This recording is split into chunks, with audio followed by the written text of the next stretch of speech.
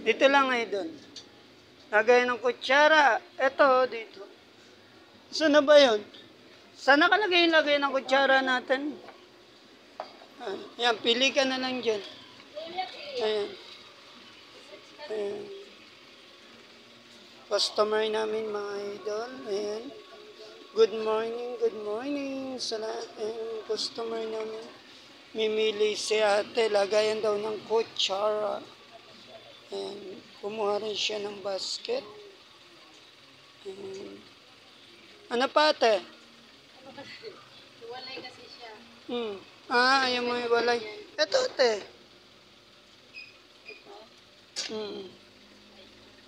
Yan, magkasama yan.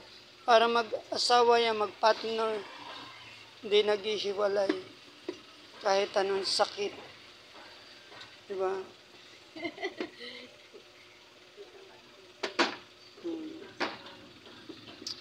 Maliit. Sa cashier na lang ate. Ayan. Ito yung binili niyang basket guys. Ayan. Mimili pa si ate.